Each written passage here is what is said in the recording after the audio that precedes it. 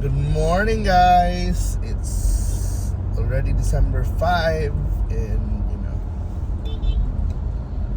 it's the morning rush hour in Cebu. Still early. We came out of the house before 7 a.m. So we'll see what traffic we encounter. But here in the SRP, traffic's moving.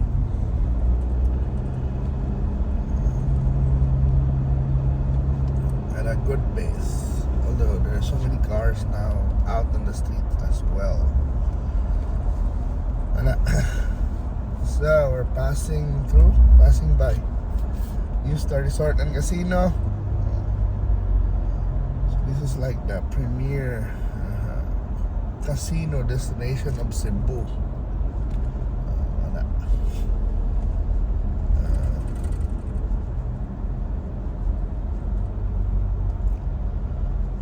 While it's not the level of Soler yet or Okada, but it's still, here outside Metro Manila, this is probably the best as well. You combine, accommodations, casino, shopping, even food. It's impressive.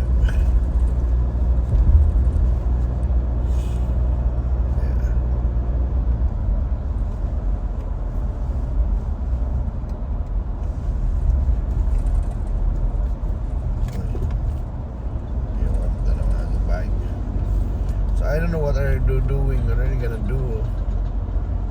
these repairs. Why are they destroying so they're gonna make the road larger, I guess.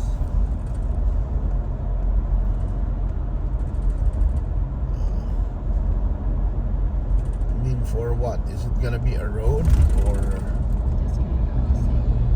it's gonna be, well, mali bagong traffic scheme there, so I'll show you. We're gonna pass through this express lane. Let's call it express lane. Uy, saan ito, Hana? Express lane.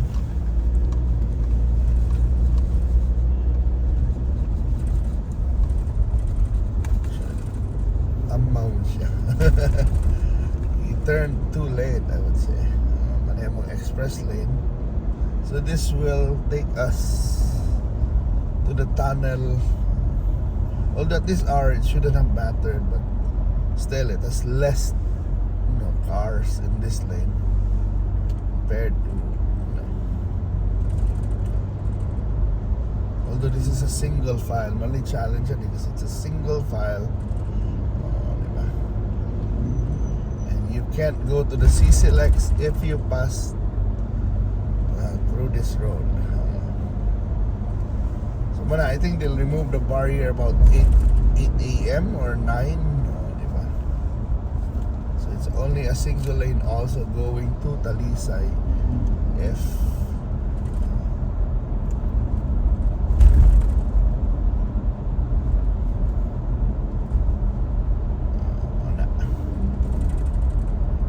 over here is the CCLX, of course.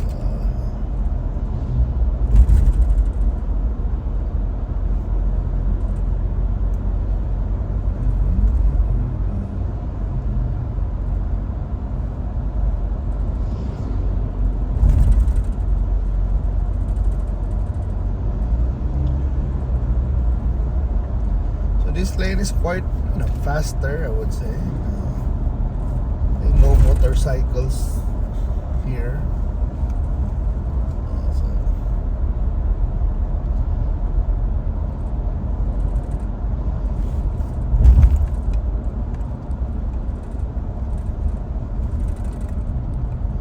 We're entering the tunnel. So this is going to the tunnel. So finally I was able to drive on this counterflow. So the tunnel is all ours. So it's been a while that I updated you with the lights of the tunnel. So I guess this is now the status of the tunnel repairs. So, I think it's soon to be completed already. So in the morning, they don't turn on every light. Diba? Gap siya. But which is still enough. Right? Still well lit.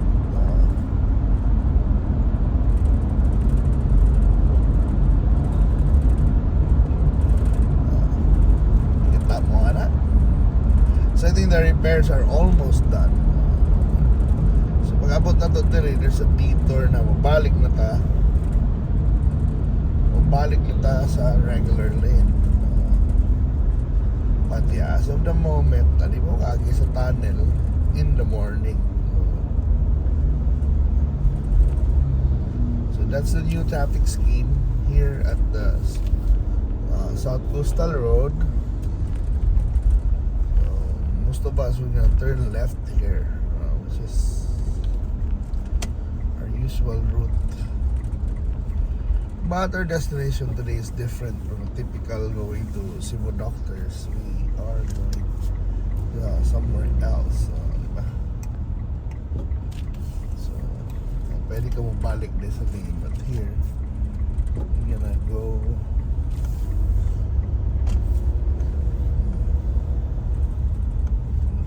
here.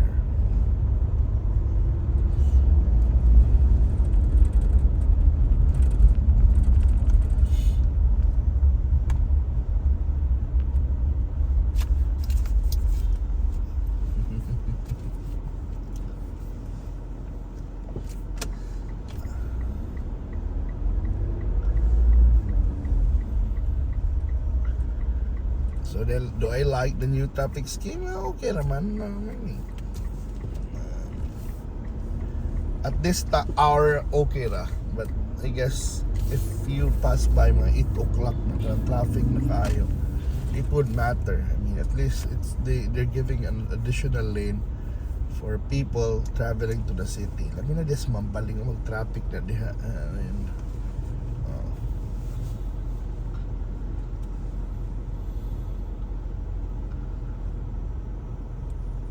Grabe ito mag-traffic diha.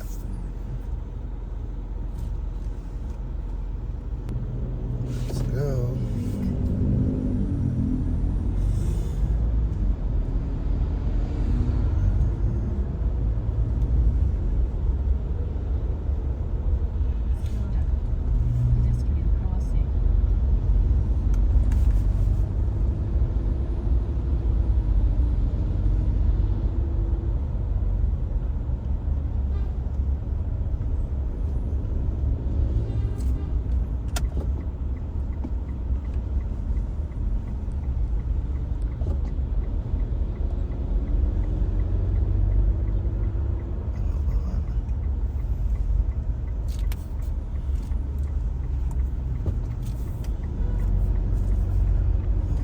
Bonifacio.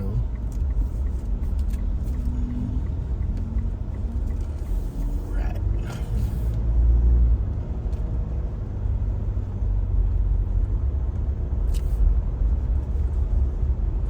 Bonifacio Street.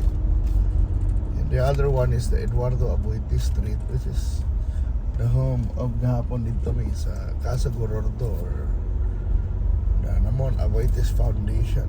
It's nice that to see, na yung mga foundations that try to preserve, Cebuano culture, heritage, diba? But they also have projects for, for health, for education, for the youth. May isa rin Rafi, may pag-diversify.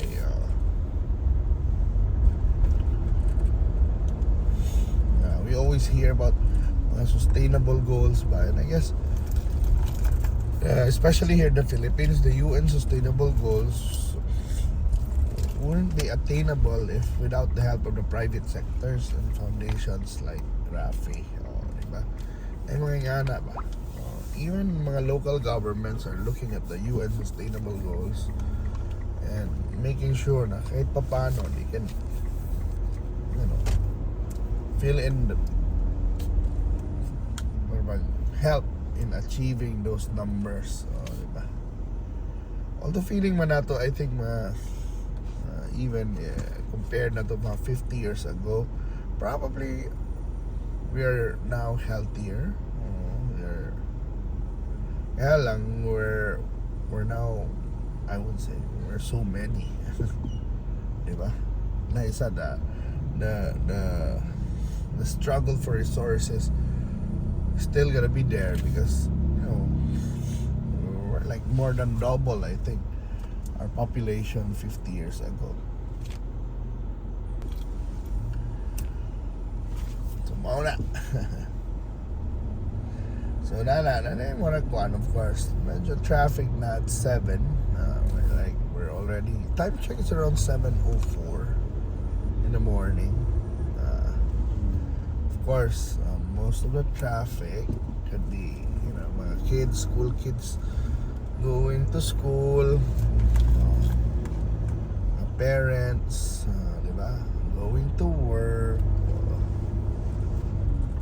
Marami man sa'yo. Especially when you have school kids, because masayo ka because, you know, you just drop off the kids before going to work. So manang traffic sa mga even as early as 7.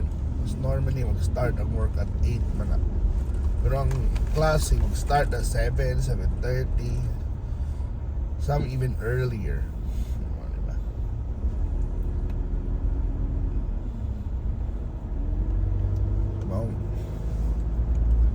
Na lang, usabot na lang ka.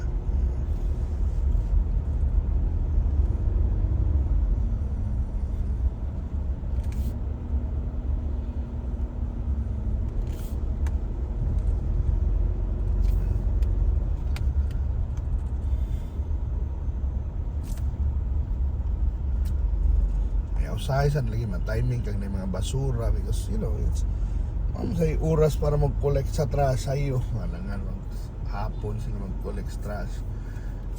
They won't be able to finish many areas. So, diba? No na nag-traffic kung gamay na may dami ng basurero.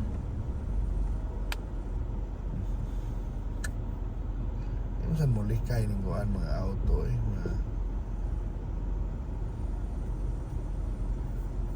sa'yo magpahinay ko na nasa iba na masikit yun ani na lane bisa kay bawag isa na nanay basurero sulat ano ay sa kliko basurero So anyway, we're gonna end our trip here. As kita na mo sa Cebu, this is how Cebu looks like early in the morning on a weekday or on a work day. So thank you so much for watching. I hope to see you sa susunod na to. You know, biyahe-biyahe lag-lag ug uban pa. Bye.